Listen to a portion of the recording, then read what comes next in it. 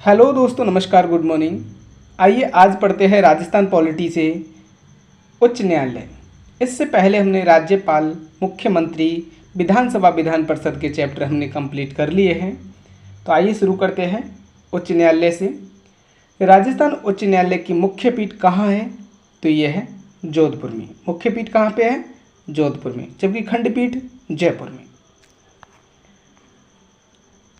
व्याख्या देखते हैं। 8 दिसंबर 1976 को राजस्थान के राज्यपाल और राजस्थान के उच्च न्यायालय के मुख्य न्यायाधीश के साथ परामर्श करने के बाद राज्य पुनर्गठन अधिनियम 1956 की धारा 51 की उपधारा 2 द्वारा प्रदत्त शक्तियों का प्रयोग करते हुए भारत के राष्ट्रपति ने 31 जनवरी 1977 को एक खंडपीठ जयपुर की स्थापना की। कब की थी? 31 जनवरी 1977 को। निम्नांकित में से किस दिनांक को राजस्थान उच्च न्यायालय की स्थायी पीठ जयपुर में स्थापित की? तो अभी डेट पूछी है, तो किस तारीख को? देखिए, किस तारीख को बताइए। राजस्थान उच्च न्यायालय की स्थायी पीठ जयपुर में स्थापित की थी, तो ये की थी 8 दिसंबर 1976 को। लेकिन पूर्ण रूप से कब बना? अभी हमने देखा था पूर्ण रूप से कब? 31 जनवरी 1977 को। राजस्थान उच्च न्यायालय की खंडपीठ की स्थापना कब की गई थी? 31 जनवरी 1977 को। राजस्थान उच्च न्यायालय का उद्घाटन राजप्रमुख सवाई मानसिंह द्वारा कब किया गया था? तो ये किया गया था 29 अगस्त 1949 को। राजस्थान उच्च न्यायालय का उद्घाटन शुरू में जब हाई कोर्ट बना तब कहाँ? ये बना था जयपुर में। तो व्याख्या में बताते हैं। देखिए, संविधान के अनुच्छेद 214 के तहत राजस्थान के पहले उच्च न्यायालय का उद्घाटन महाराजा सवाई मानसिंह द्वारा 29 अगस्त 1949 को जयपुर में किया गया था। मुख्य न्यायाधीश कमलकांत वर्मा बनाए गए। नवंबर 1956 को राज्य पुनर्गठन के बाद गठित सत्यनारायण राव समिति की सिफारिश पर 1958 में उच्च न्यायालय जोधपुर हस्तांतरित कर दिया। कब किया? 1958 में।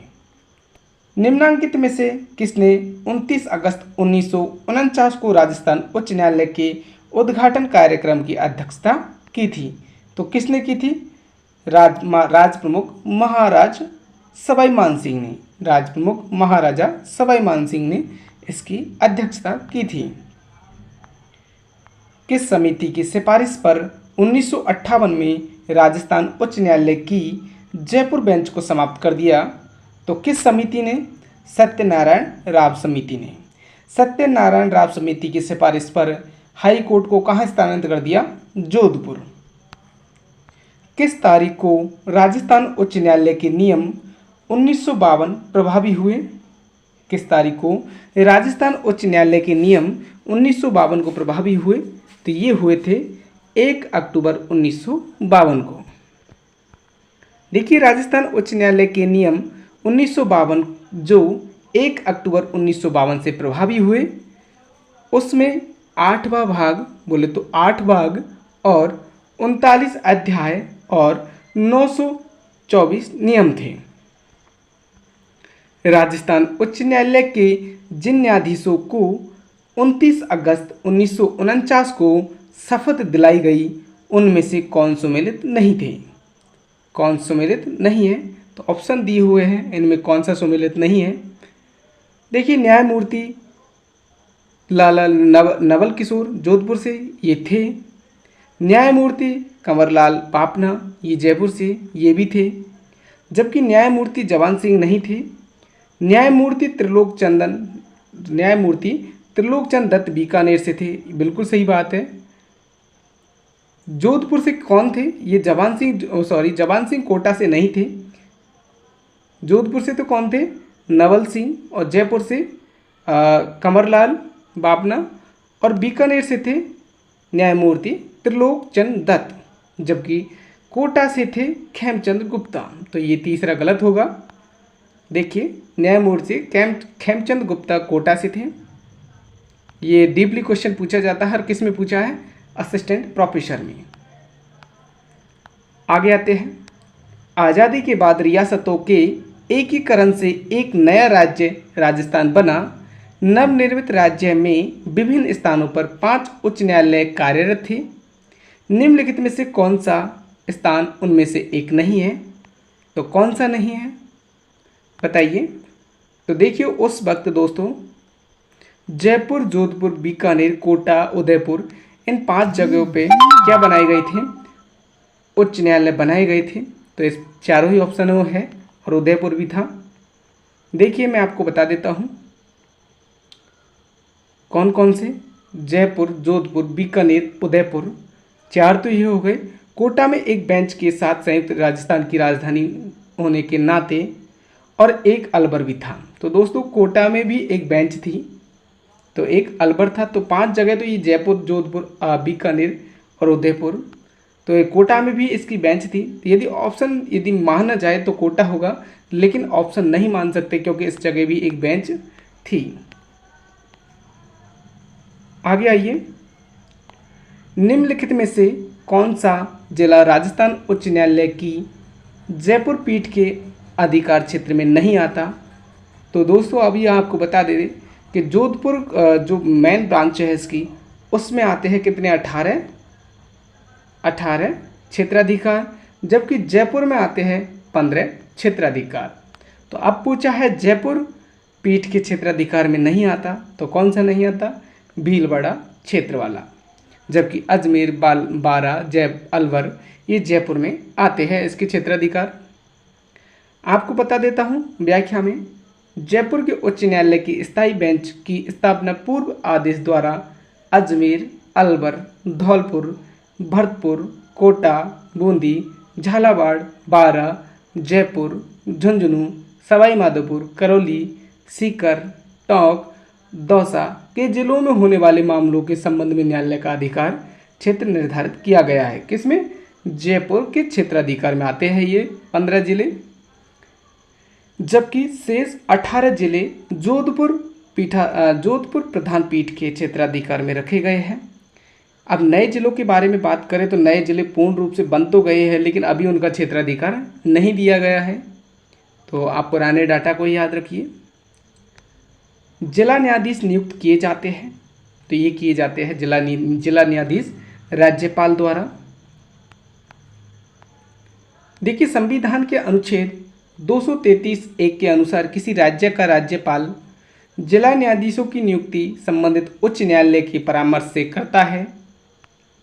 दूसरा अनुच्छेद 233(2) के अनुसार जो व्यक्ति केंद्र या राज्य की सेवा में पहले से नहीं है, वैसी स्थिति में उस व्यक्ति को कम से कम 7 वर्ष का अधिवक्ता का अनुभव हो, साथ ही उच्च न्यायालय ने उसकी नियुक्ति की सिफारिश की हो।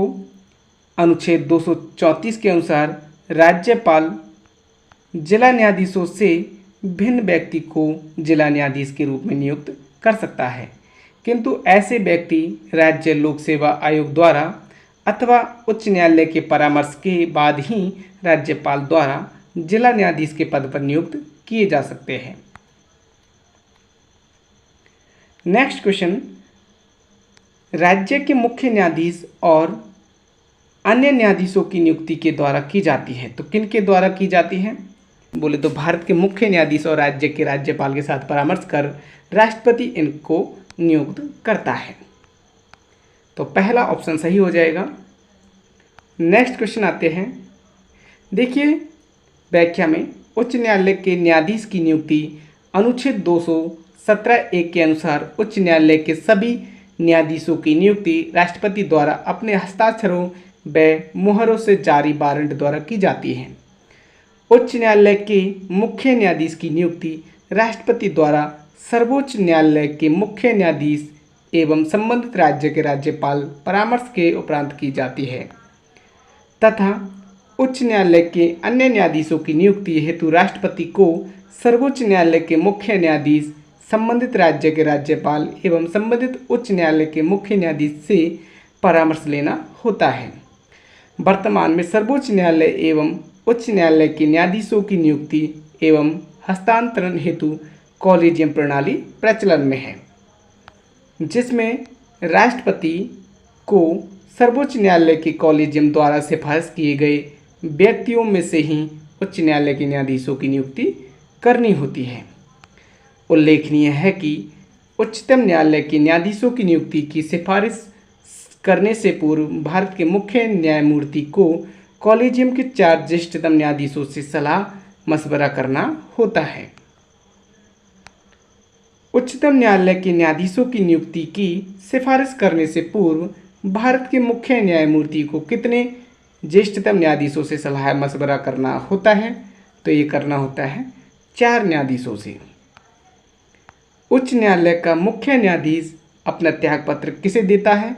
तो ये देता है राष्ट्रपति को, क्योंकि राष्ट्रपति ही इसकी नियुक्ति करता है और राष्ट्रपति को ही ये त्यागपत्र देता है उच्च न्यायालय का मुख्य न्यायाधीश। और ये अनुच्छेद 217 में वर्णित है। भारत में उच्च न्यायालय के किसी न्यायाधीश की आयु के बारे में कोई प्रश्न उठाता है या उठता है तो उसका विनिश्चय कौन करता है? भारत के मुख्य न्यायाधीश के परामर्श से राष्ट्रपति द्वारा की जाती है।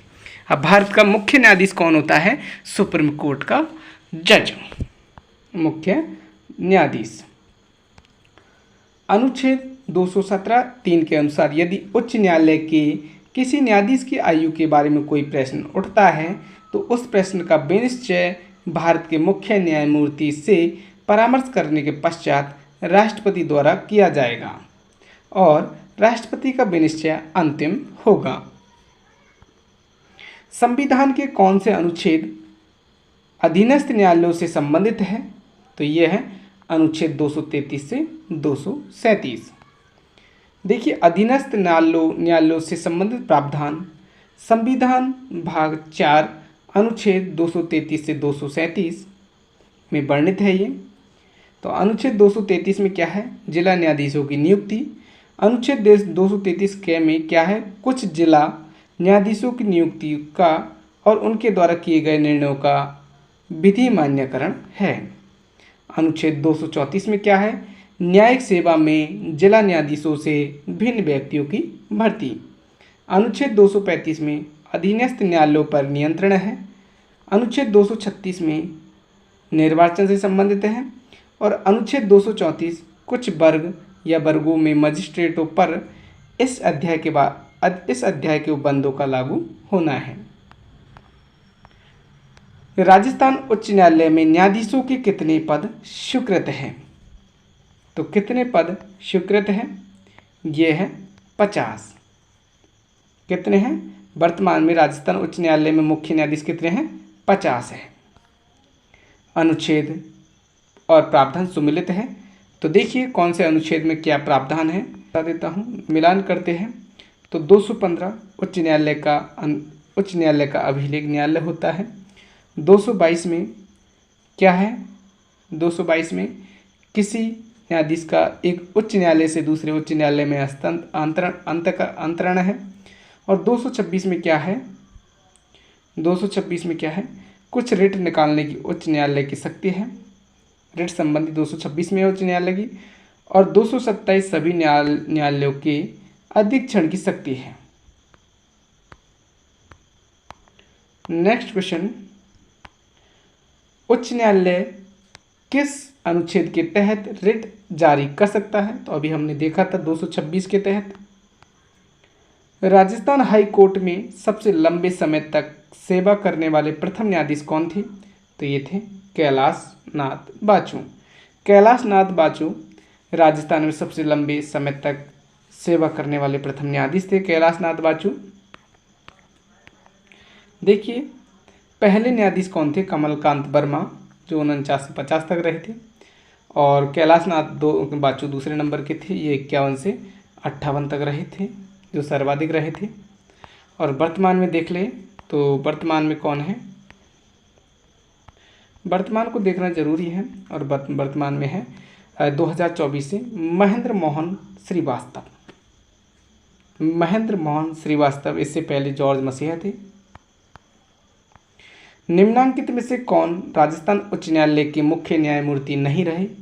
तो कौन नहीं रहे? ये हमें पूरा याद होगा तभी जाके समझ में आएगा। मूल्यांकन अधिकारी में आया हुआ क्वेश्चन है। तो कौन नहीं रहे थे? वीरेंद्र कुमार सिंघल। उच्च न्यायालय के पहले मुख्य न्यायाधीश कौन थे? तो अभी देखा था हमने, कमलकांत वर्मा। न्यायमूर्ति अगस्ट ई जॉर्ज मसीह है बोले तो अभी देखा है हमने, ये अब से पहले रहे थे मोहन श्रीवास्तव से पहले, तो ये रहे थे 41वें नंबर के। अब मोहन श्रीवास्तव अब कौन से नंबर के हैं? 42वें नंबर के। देखिए महेंद्र श्रीवास्तव ये 42वें नंबर के हैं, ये 41वें नंबर के थे जॉर्ज मसीह। राजस्थान के प्रथम वर्चुअल कोर्ट का ये उद्घाटन किसने किया? तो ये किया था एस शिंदे ने। 20 जुलाई 2022 को तत्कालीन राजस्थान उच्च न्यायालय के मुख्य न्यायाधीश एस शिंदे ने पहली वर्चुअल अदालत का उद्घाटन किया। जोधपुर में राजस्थान राज्य न्यायिक अकादमी की स्थापना कब की गई थी? तो ये हुई थी 24 जनवरी 2007 को। जोधपुर में राजस्थान राज्य न्यायिक अकादमी की स्थापना कब की गई थी? 24 जनवरी 2007 को। नेक्स्ट आते हैं, नेक्स्ट अपना आ गया सचिवालय एवं मुख्य सचिव। तो दोस्तों आपको ये कंप्लीट होता है हाई कोर्ट। यदि आपको वीडियो समझ में आए, अच्छी लगी हो तो वीडियो को लाइक एंड सब्सक्राइब करें और अब बताना किस पर हम वीडियो बनाएं या इसी पर ही बनाएं, सचिवालय एवं मुख्य सचिव पर। मिलते हैं अगली वीडियो में दोस्तों।